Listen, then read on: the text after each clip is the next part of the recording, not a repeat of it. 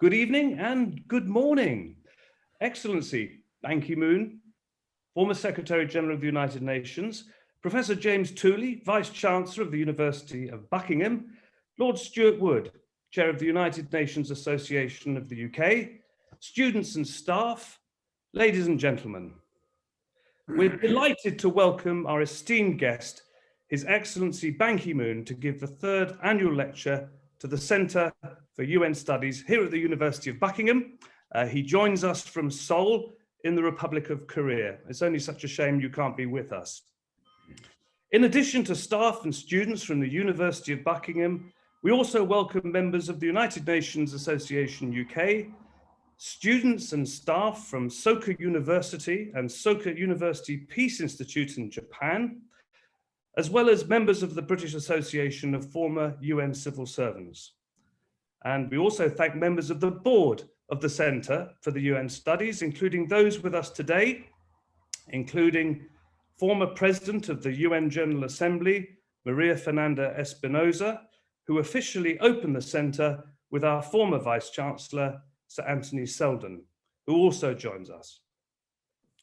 The Centre for UN Studies, for those of you who don't know, is the first of its type in the UK and offers an MA degree in UN and diplomatic studies. I'm Mark Seddon, its director, and we're also joined by our deputy director, Dr. Paul Graham. Now, today we were also to be joined by a friend to many of us, Edward Mortimer, who was a great servant of the UN and former speechwriter to the late Kofi Annan.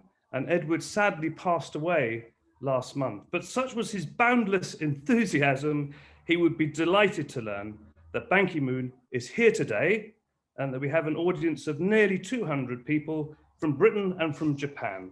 So welcome to you all.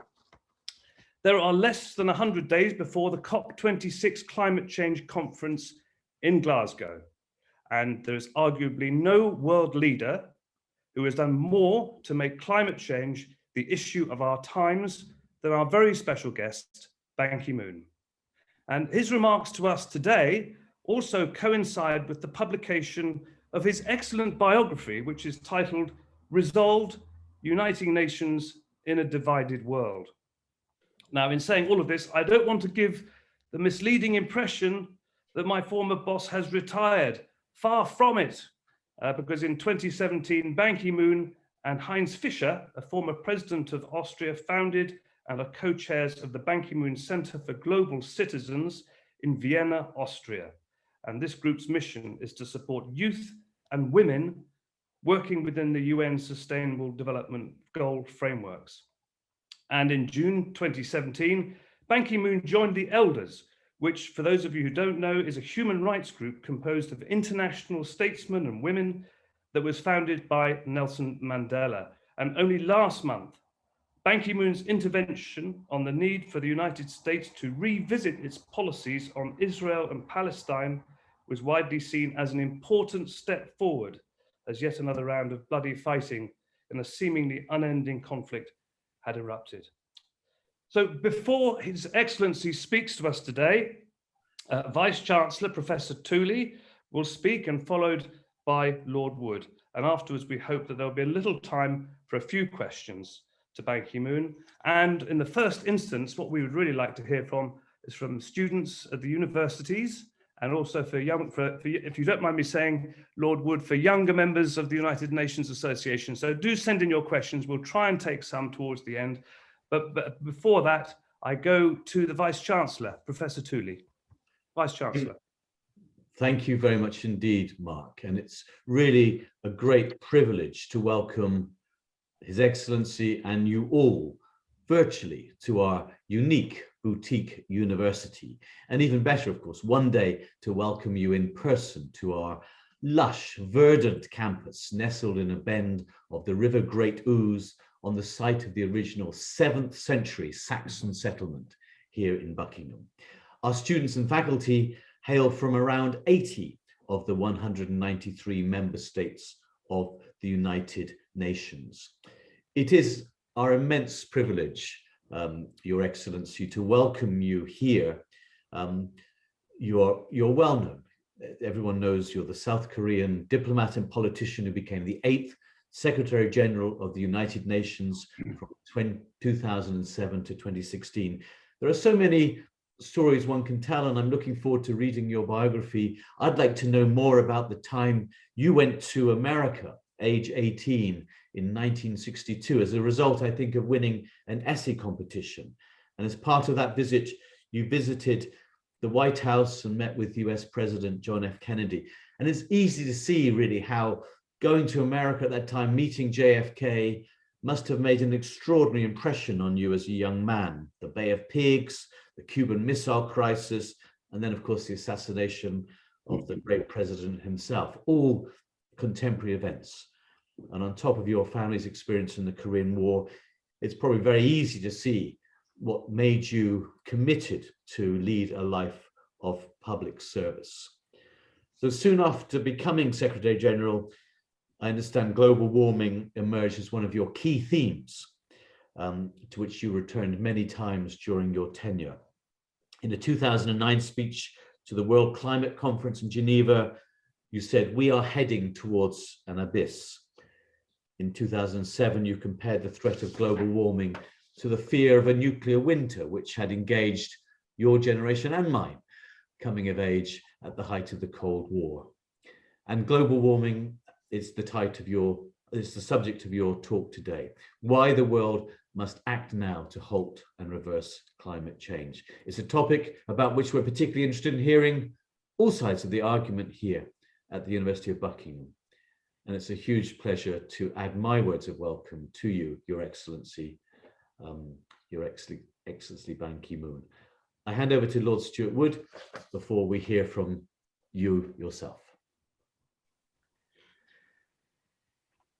Thank you, Professor Tooley. I'm Stuart Wood, Chair of United Nations Association UK. It's a great pleasure to be here at the third annual lecture of the Centre for UN Studies, and a privilege to say just a few remarks in advance of the speech by His Excellency Ban Ki-moon, who, as Mark has said, has done so much for the cause of international cooperation, building a more peaceful world, and climate change in particular. Very quickly, UNA UK that I chair, we had our first meeting actually just before the UN Charter was finalised in 1945. And over the last 76 years, we've brought UK citizens together to campaign for a safer world, a fairer world, and a more sustainable future. We hold the UK government's feet to the fire on its international commitments. We lead the International Together First coalition.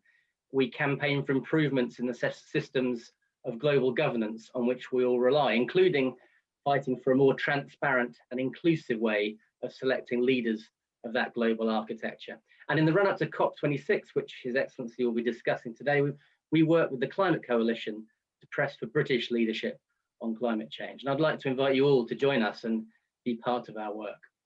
Climate change and COVID remind us all of the necessity of strong international cooperation to fight the most existential challenges we face. But they also show the gaps in that cooperation and how much we still need to achieve. Few people have inspired us all to renew that commitment as much as His Excellency Ban Ki-moon. He once said, "Saving our planet requires you to be ambitious in what you aim, and equally in how hard you work to reach your goal." And we look forward really very much to hearing more about that ambition today, and more from him about what achieving it will demand from all of us. Back to you, Mark. Many thanks. Thank you very much indeed, Stuart. Please get ready to send in your questions. But before that, let's welcome our very special guest, His Excellency Ban Ki-moon. Thank you, Mr. Mark Seddon. It's a long time since we last met at the United Nations. I'm very glad that you are now working as a director of the Center for UN Studies. And thank you for your warm introductions by Professor James Tooley, Vice Chancellor of the University of Buckingham, and also Lord Stuart Wood for your very kind words as a chair of the United Nations Association, United Kingdom. Dear students, faculty, distinguished guests, ladies and gentlemen, it is my great honor and privilege to speak to you today on the occasion of this timely University of Buckingham Center for UN Studies third annual online lecture. And it is my special privilege to deliver these remarks at such an important juncture for all people and our planet as we collectively strive to synergize climate action. Indeed, we currently stand on the precipice of a period of great change, one that will have profound implications for governments, academic institutions, businesses, our planet, as well as the future trajectory of humanity. I take this opportunity to show my appreciation to the Center for UN Studies at Buckingham University for extending an invitation for me to address you virtually.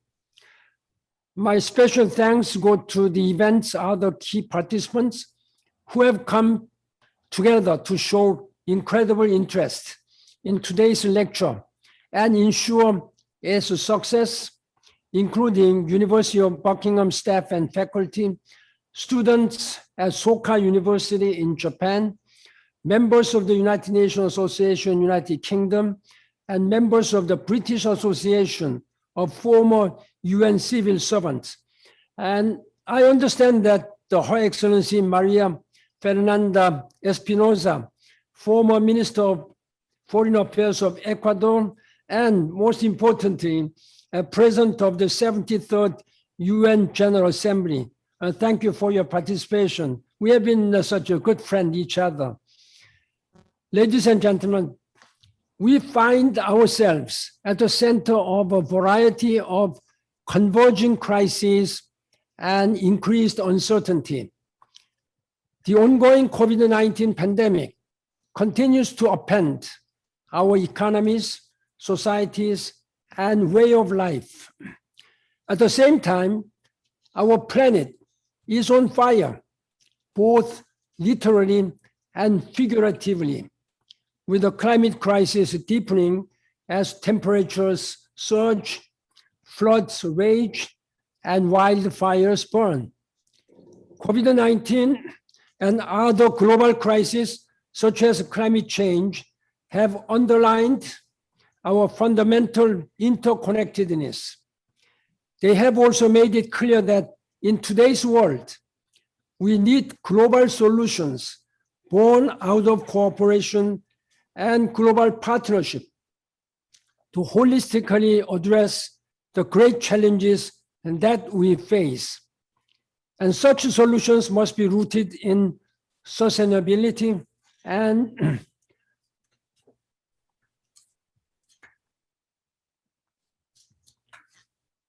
inclusivity, and centered on enhancing the health and resilience of people, communities, and our planet. Beyond oversized impacts on global economic growth and profound supply and demand-side disruptions, COVID-19 has also amplified the existing inequalities in health, labor, housing, food, gender, and other key areas. These impacts have converged to create one of the most profound global socio-economic crises since the Great Depression. For example, United Nations estimates that COVID-19 has cost 225 million full-time jobs in the year 2020 alone. The Global Network Against the Food Crisis says that the number of food insecure persons is now at 155 million people, a 5-year high as a result of the pandemic. And UNICEF warns that 1/3 of the world's children are unable to access remote learning during school closures.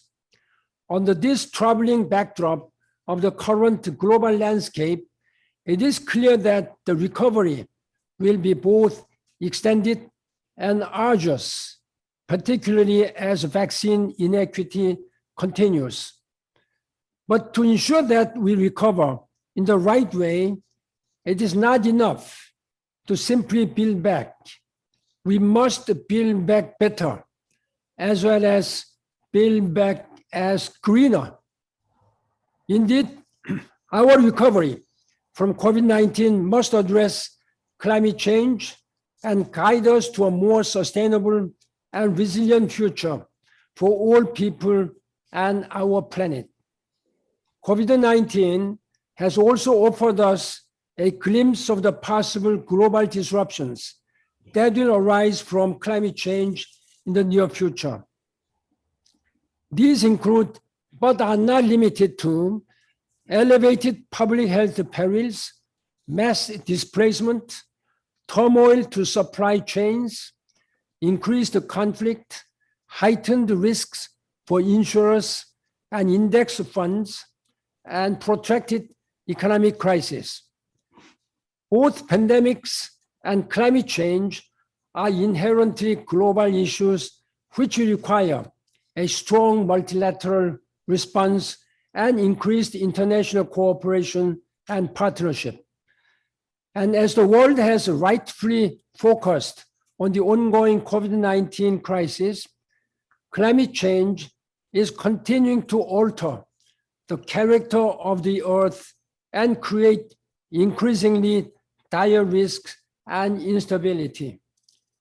Indeed, destructive superstorms, out-of-control wildfires, historic droughts, boiling heat waves, and catastrophic flooding are all expanding in both frequency and intensity. This may feel like the hottest summer of our lives, but it could be the coolest for the rest of our lives.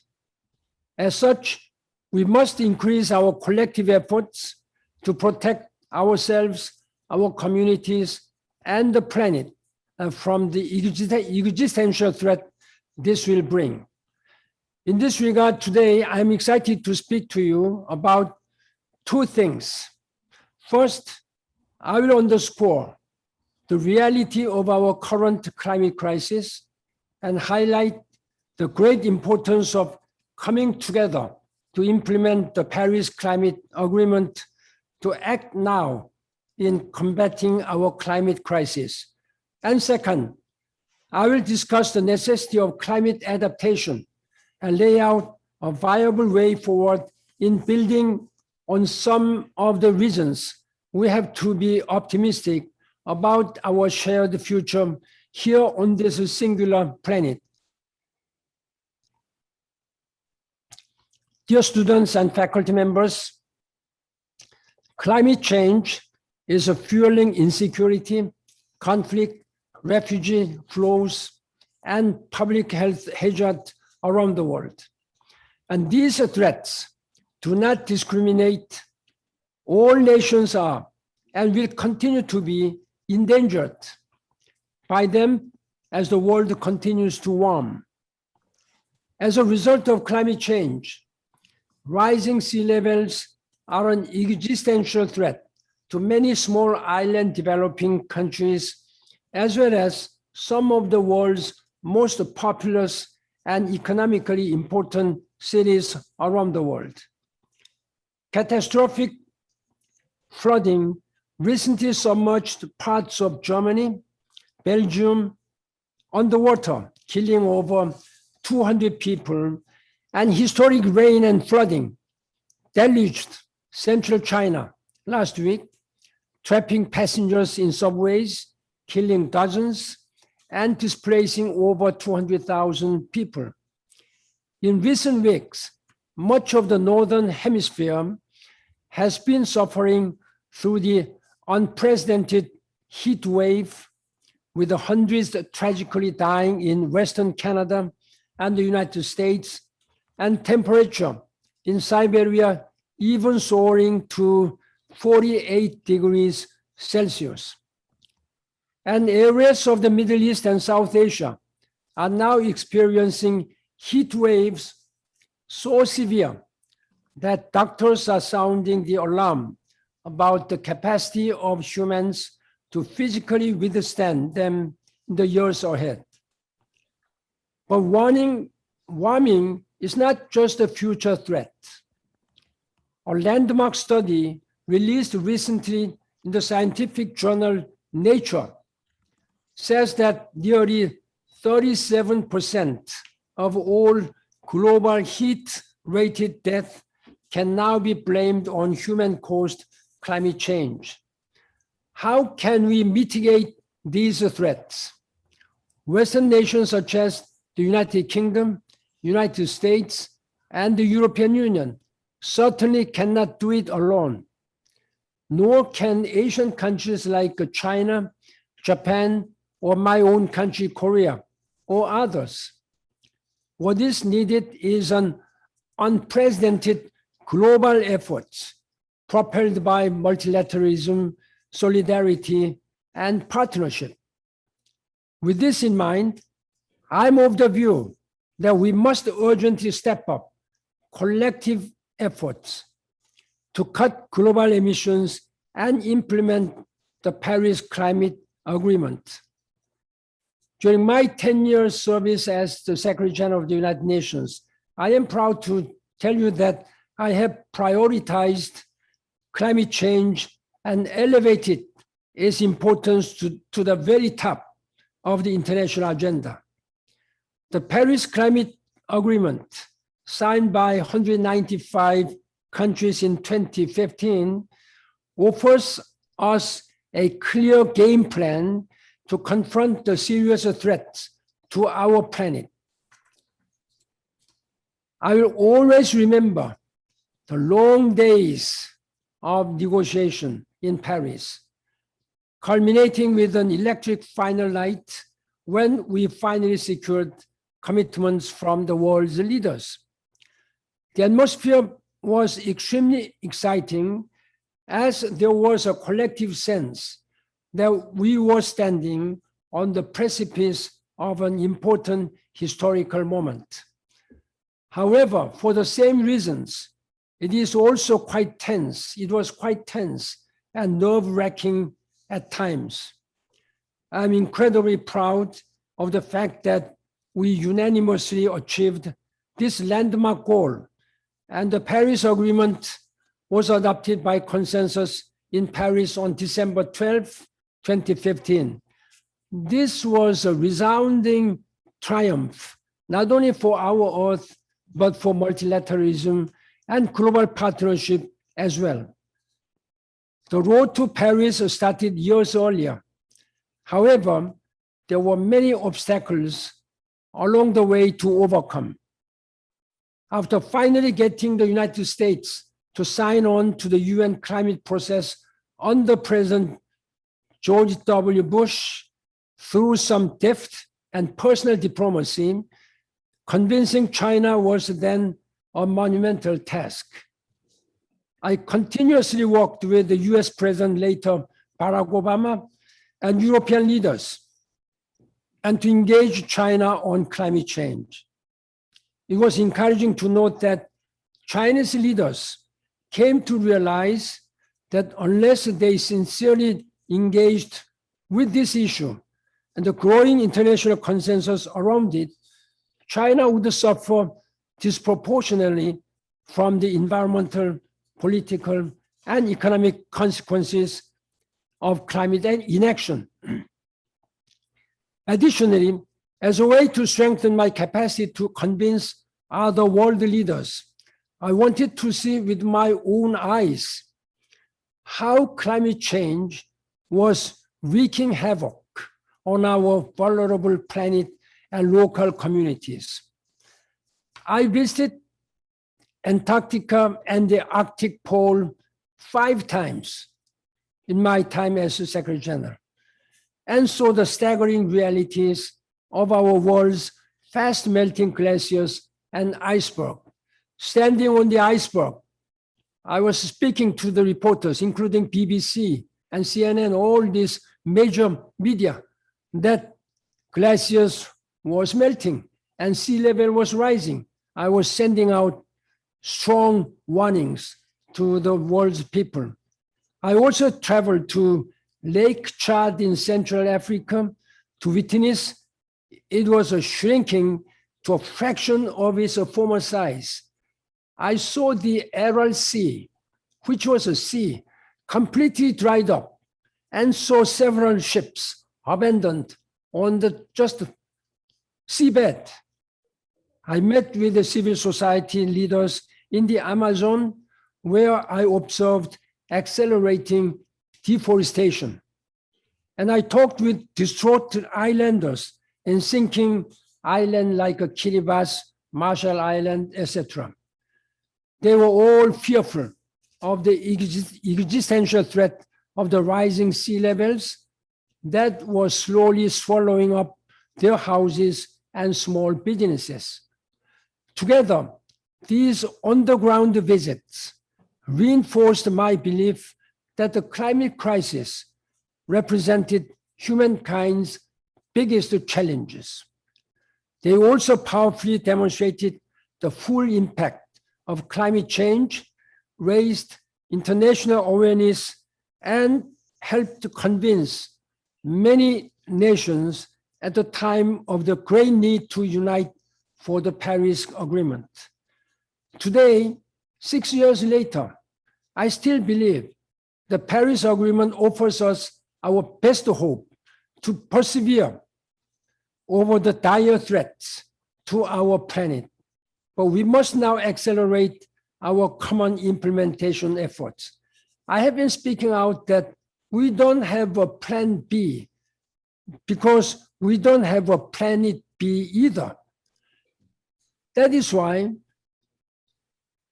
the Glasgow COP26, importance and urgency of Glasgow COP26 success would be such a very important for humanity.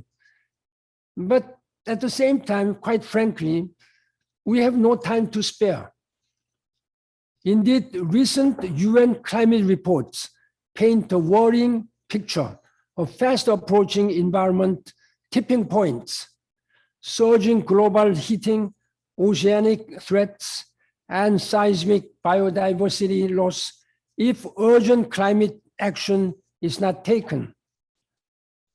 The IPCC says that we have just 9 years to cut emissions by 50% in order to restrict the planet's temperature rise to 1.5 degrees Celsius before climate change becomes catastrophic.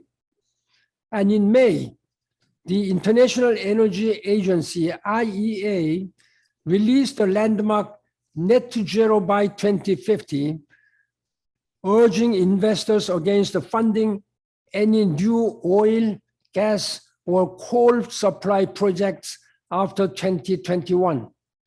The IEA says this is the most viable pathway for our planet to hit net to zero emission by 2050 and achieving the goals of Paris Agreement.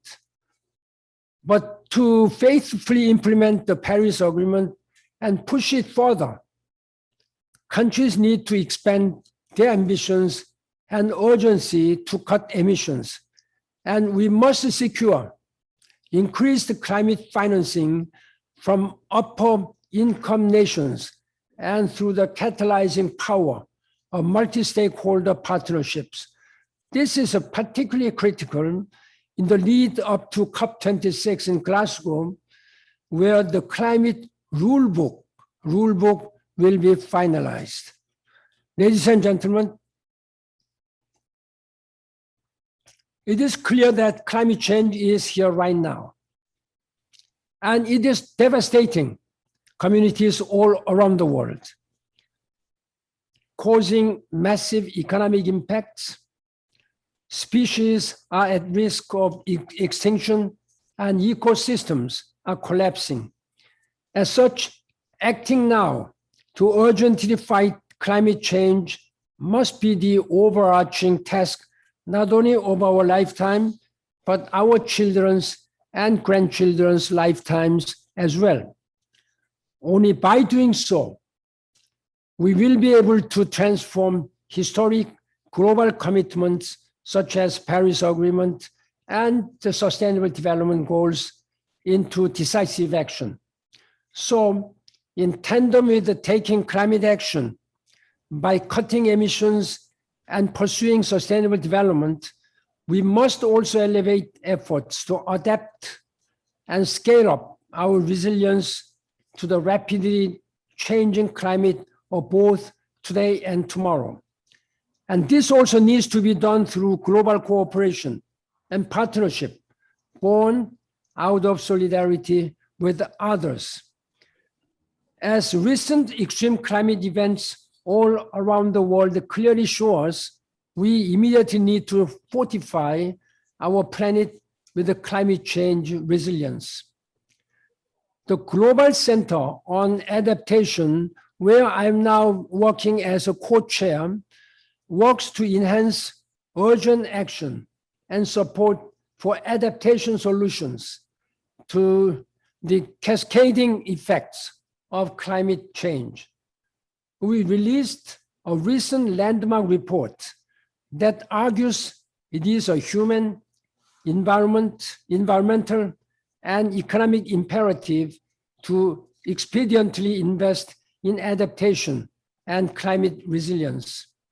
Our findings detail that a $1.8 trillion investment in adaptation measures over the next 10 years would produce net benefits of over $7 trillion US.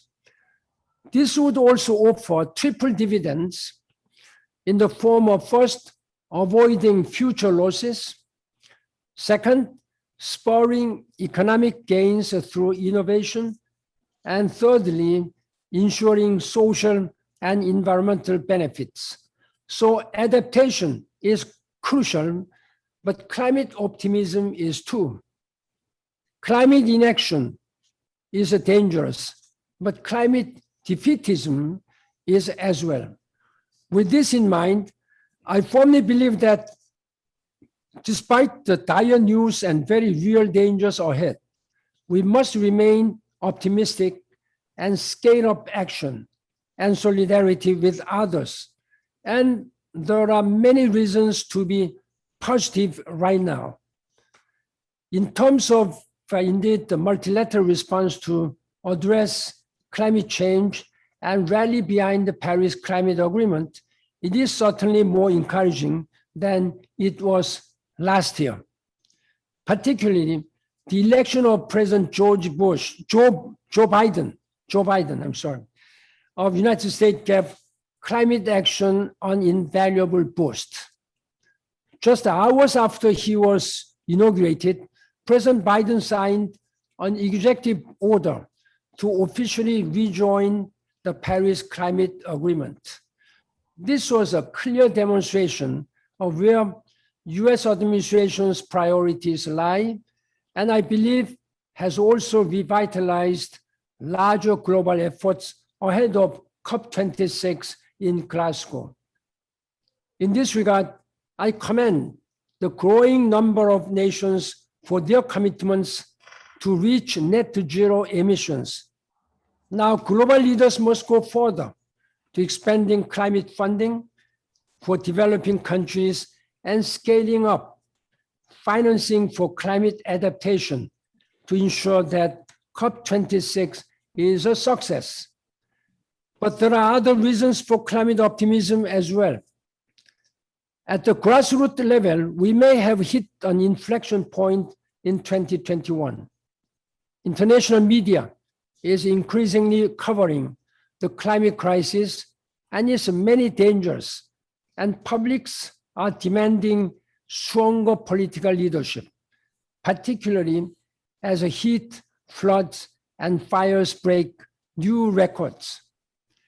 In the UK, Europe, and all around the globe, young people are making their voices heard through increasingly vocal activism, support for ambitious policy proposals, such as Green New Deals and renewed calls for stronger government and business action.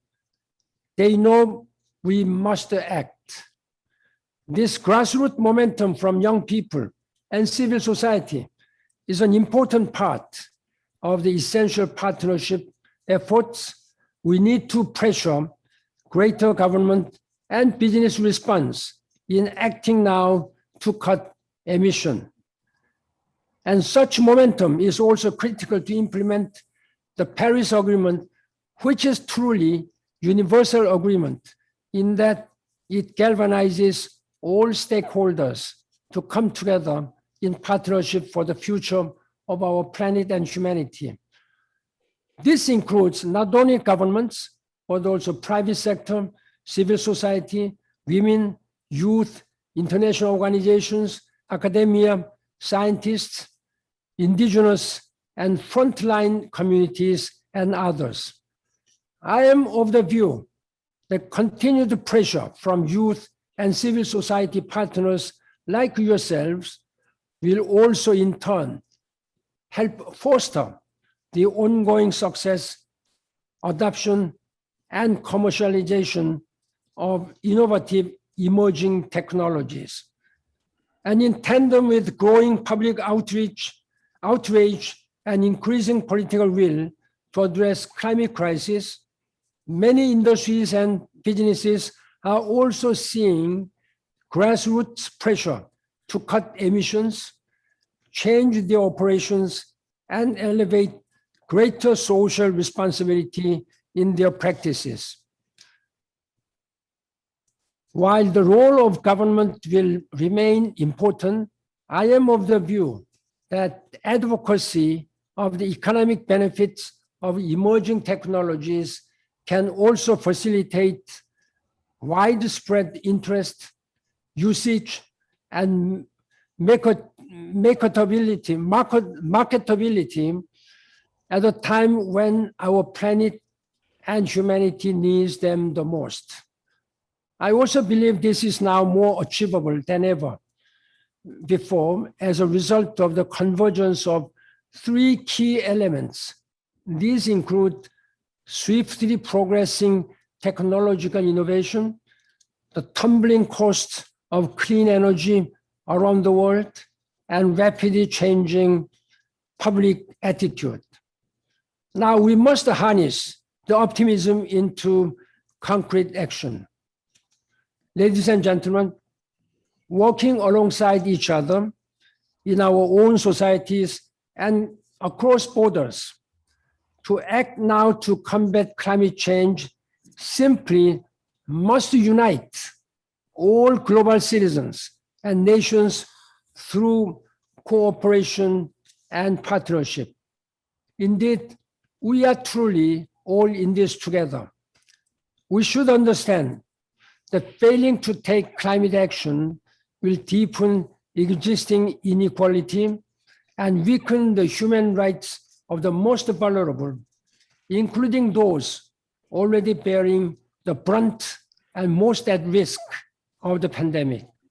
But I strongly believe that in this era of uncertainty, fighting climate change and achieving the UN SDGs are two critical efforts that can bring us together at a time when COVID-19 has elucidated just how interlinked we are all on this solitary earth.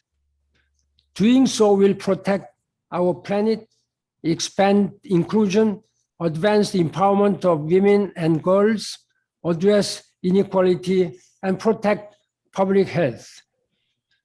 I am confident that academic institutions such as the University of Buckingham, Soka University, and students, faculty, friends like you will be central to these unified efforts. Ladies and gentlemen, allow me to conclude by saying that despite the current challenges we face, if we work together under the spirit of sustainability, solidarity, and inclusivity, we will not only persevere during this era of uncertainty, we will strive, we will thrive. Your role is very important as we need to ensure that climate action and the UN's global goals are local business in the United Kingdom and beyond. Through your elevated efforts, I'm confident that we can construct a more sustainable, healthy, and peaceful world. Today's interconnected global challenges respect no borders. Our action for the planet in pursuit of security and prosperity for our future generations must transcend all frontiers. This is our moral and political responsibility to make sure that our succeeding generations can live in peace, harmony, and security, free from climate action. I thank you for your attention and ongoing action to this end. Thank you very much. Excellency, thank you very much indeed for that clarion call to action. Very powerful exposition. I actually, when you were talking and reminiscing about your travels around the world and your actions on behalf of those who are working with you to get action over climate change, I remember you going to Kiribati in the Western Pacific, and I think you noticed that there was a life vest in your hotel room. And when you asked why there was a life vest, they said to you, well, the sea levels are rising so quickly that they've actually begun to wash across the island. So just in case we get flooded. But of course, very seriously, that meant the land being salinated and people having to think about moving somewhere else. And then I also remember when you went to the Arctic, and you mentioned some of the journalists who went with you to cover that one of those trips. You went there 5 times. One of those journalists was a British journalist called John Snow from Channel 4 News. And I think that you thought that he had just the right name to be on that trip to the Arctic. Yeah. But look, thank you very, very much. We do have a little bit of time for a few questions. I'm just going to start with a message. This is actually not a question, but a message. And good morning, good evening. Pleased to be part of this brilliant event.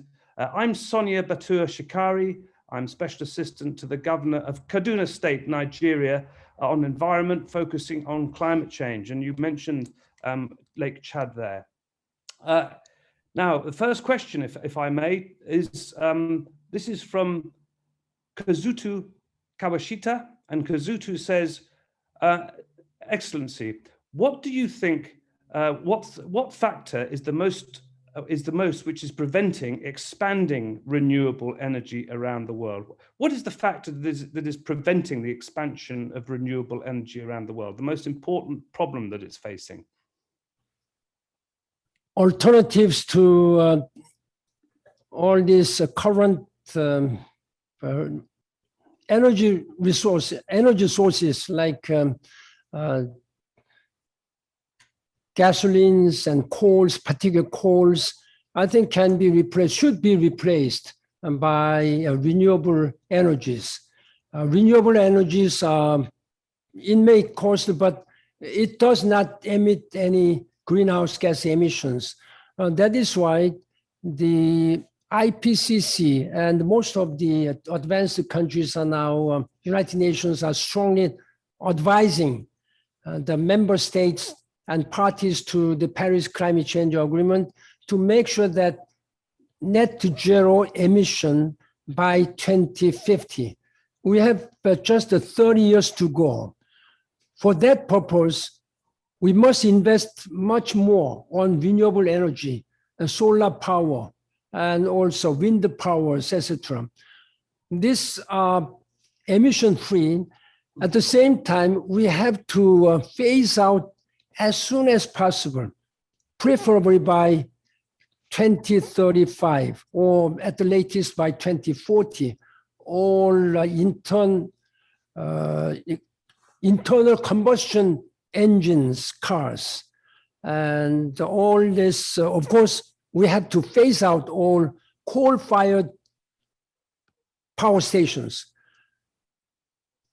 As chairman, I was formerly chairman of National Council on Climate and Air Quality in Republic of Korea, my country, just until 2 months ago. I have strongly advised the Korean government to declare net zero by 2050 and also phase out all 60 coal-fired power stations by 2045 and cease to produce internal combustion engine cars. I understand that the European Union is going to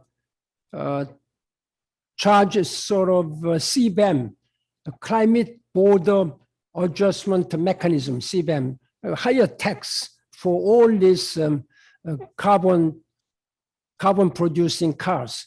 So I think these are some very firm commitment by the leading countries. I hope many countries will follow this suit. Otherwise, we will have to regret for what will happen for our humanity and for our planet Earth. It's a must that European Union, during this COP26, first of all, make a rule book and reaffirm strongly that by 2050, we will go net to zero. China has declared that by 2060, they will go net to zero. Even though it's a 10-year behind the schedule, I understand that most of the countries can realize that because of the magnanimity and the scale of China's industrial system at this time, even their declaration by 2060 is also appreciated. But most of the countries, European Union, Japan, South Korea, and United States, and many countries have declared the net zero 2050. This is the way it can be done by introducing more and more renewable energy sources. Thank you, Excellency. There's another question here. This is from Renatus Otto Franz Deller. Now, Renatus has a question. How would you improve the compliance mechanism of states, specifically in relation to international environment law and international human rights law as treaty bodies, and their enforcement mechanisms are mainly focused on self-report, as their enforcement mechanisms are mainly focused on self-reporting systems and concluding observations? Or is this compliance mechanism really an inherent limitation of international relations? That's quite a complex question. Our states are equal amongst each other. Is there a solution to this dilemma? Each and every countries has some different capacity. You may not ask the same level of actions to be taken by developing countries. If we look at the historical background, it is mostly caused by the developed countries, United States and most European countries, since the Industrial Revolution. Many developing countries have been following all these patterns as in their industrial systems. Therefore, it may be unfair for various, in terms of rationale, then the developed countries should really lead this campaign by providing science and technological and financial support, technological support. That's what the United Nations has been really urging the member states. In fact, in 2009, during COP meeting in Copenhagen, 2009, the OECD countries, led by mainly three, United States, the European Union, and Japan, they declared that they would provide $100 billion per year from this year, every year, to provide this technological and financial support. I think that by doing that, there is some human rights issues, a human rights aspect, because those people who are not capable to address the climate and heating or flooding, or all this caused by climate phenomena, cannot handle this one. And there is a clearly health issues too. So we have to really support those developing countries. Yeah. Thank you, Excellency. We've got Juna Mori has sent in She sent in 3 questions. We can't allow her to have all 3, but we should ask this question from Juna because she says, how should and how will the United Nations realize more youth participation in the United Nations? United Nations participation in what? Well, how should there be more youth participation? I mean, Youth participation, yes. More young people. I have already emphasized in my earlier remarks that the voices of youth is now increasing. Look at the case of young girl Thunberry. She was just 16 years old. She was speaking out, and more youth are now taking part in this climate campaign. And that is quite encouraging. And therefore, I think we have a moral responsibility to make sure that we leave this world and this society environmentally sustainable, so that our young leaders can live without any concerns. And I have been meeting a lot these youth leaders. Then I have been urging them, why don't you challenge your leaders, political leaders and business leaders? Challenge them and ask them to make sure that they leave this world environmentally sustainable. They can make that this is the world where we are going to live. It's not your generation may be over soon. In that regard, I'm encouraged by so many more and more youth leaders are coming out and raising their voices. And that's only natural, to listen to their voices. Yeah. Thank you, Excellency. This is a question from Mr. John Drew, and he says, my name is John Drew. I'm the Associate Dean of Humanities and Social Sciences at the University of Buckingham. And my question is, what should the world's universities be doing to respond to the challenge of climate change? How can universities across the world be coming together? And we've got a little instance of it today with ourselves and in Japan, but what can universities do specifically? Main reason I am addressing the faculties and students of university is because of that. University is the highest institution when it comes to education and knowledge sharing. And this is the highest institution where highest level of researches are being done. And therefore, university can play very important role. First of all, bring up their students to be a global citizens with a global citizenship. I think that is very important. The students, whatever different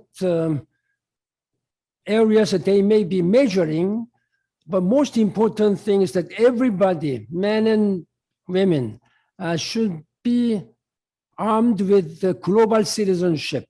Then, based on this global citizenship, they can major science, technology, or social science, finance and economics, etc., etc. Therefore, I think we cannot find out any suitable and more appropriate institutions where we can really produce the future leaders, be they political leaders or business or science and technological leaders. So that's why I'm addressing, and that's why I'm putting attention and the more importance on speaking to the students.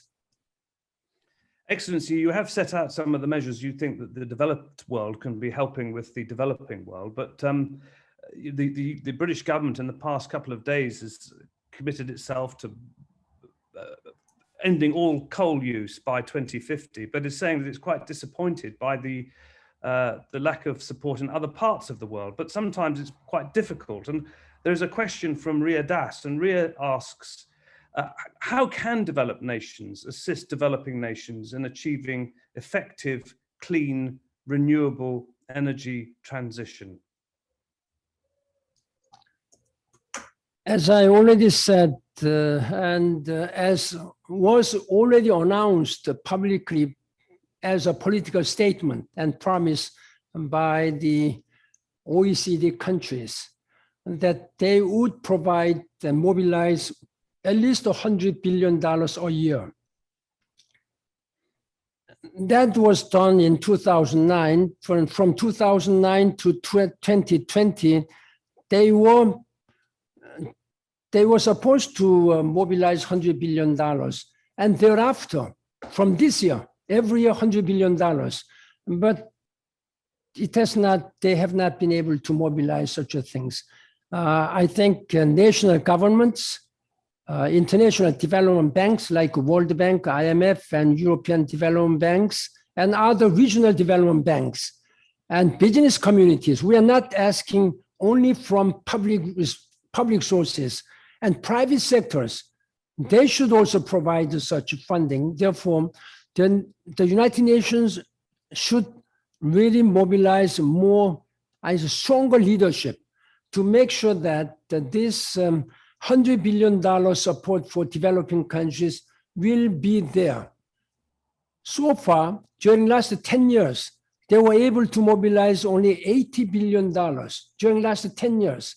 Then can we mobilize $100 billion a year, every year, until such time when we will be able to say that we have done not sufficiently, there is no such a sufficiently, but reasonably well. That is one thing. I hope that political leaders, when they come to COP26, they must make sure that they renew their commitment, that they will be responsible to provide the scientific, technological, and financial support. There is no, the climate change does not care where you are coming from. They don't respect the borders. This is a global challenge, requires global partnership. Excellency, thank you very much. I think we may have an opportunity just for a couple of quick, short questions. And here's one. This is from Sarah Sargent. She says, Your Excellency, how do you see the current climate challenges impacted the rights of indigenous peoples to safeguarding their traditional lands and rights that they have over their lands? I have already mentioned that there should be no discrimination for the people and for the countries, and particularly indigenous people. Indigenous people, they should also be given special care and attention. Climate change does not care where you are coming from, what kind of ethnicity you are from. Therefore, this is overall global issues, and the support should be universal. And my point is that the developed countries, they can do much more and much better for their own people, but that's not morally right. That's not politically right too. So morally, politically, the political leaders of OECD countries should pay more balanced approaches, including supporting for those indigenous peoples. Yes. Thank you, Excellency. We've talked about having our audience in Britain and Japan, but we've just had a message here from Manasa Alowebdi. I hope I've pronounced your name correctly, Manasa, but she says, Your Excellency, thank you for your speech. She's in the Cameroon. Regarding youth involvement in addressing climate change issues, there are lots of obstacles faced by youth, including in developing countries. In the English-speaking regions of Cameroon, the youth have attempted to engage in all sorts of efforts, planting trees at roadsides, etc. However, due to lack of funds and ongoing war, their efforts have often been unsuccessful. We'd love to take more questions. We are kind of out of time, sadly. I'm just going to take one final one because this is a key question, really, because Excellency, you've mentioned rebuilding, and not just rebuilding, but building back better and green jobs. And so for Ronald, I'm sure a lot of young people who would like to ask this question, Ronald Lehman, he asks, there are many young people today seeking a career in sustainability. what opportunities do you see right now? So this is jobs for youth, jobs for youth. This employment and jobs for young people, that is really a global issue at this time. Even in developed countries, there is always such job opportunities. It is much more serious and worse when it comes to developing states. And therefore, the developed countries, they should provide the necessary official development assistance. And there are many very generously providing countries, particularly in European countries. The United Nations has set a goal to provide at least 0.7% of their GDP for ODA, Official Development Assistance. This is a promise and the recommendation agreed upon during the Sustainable Development Goals Summit meeting. It started from 2000 when the Millennium Development Goals was announced by my predecessor, Kofi Annan, the 0.7% of GDP for ODA. But by the end of his term, 2015, and that was during my term, the 15-year period, the average was just 0.35%, just a half of target. There are only 6 countries in the world who met 0.7% target. Now, I have extended during my term another 15 years until 2050, the target year of Sustainable Development Goals, and that OECD countries should provide 0.7% ODA. If this ODA target is realized, then I think we can provide more job opportunities, better and more sustainable economic and social development for young people and for developing countries. Now, I'm really urging again as a former Secretary General that they should keep their promise. They should keep their promise. And this is something which they can do not with much difficulty. I'm really urging again, keep their promises. And another promise is $100 billion for climate action. Yeah. Well, thank you, Excellency. Thank you very much. Sadly, we are now out of time. I'm very, very sorry to all of those of you who have sent in questions from all over the world, actually, and also to all of you who have sent in such kind messages and such messages of gratitude to His Excellency for taking part in this, the 3rd annual lecture at our Centre for UN Studies. Now, this lecture will be available online on our website, so please do share widely. We need to get all of these messages out as far and wide as possible, and for the former Secretary General's contributions to be appreciated as far and wide as possible. So thank you so much, Excellency, for joining us today. Thank you very much also to our Vice-Chancellor, of course, James Tooley, and Lord Stuart Wood of the UNA UK Association of the UK. Thank you very, very much indeed. We wish you good evening, and sorry to have kept you up so late. Thank you very much. It has been a great pleasure for me to have this opportunity. Let us work together to make this world better for all. Thank you very much for your commitment. Thank you. Bye-bye. Thank you. Bye-bye. Bye-bye. Bye-bye.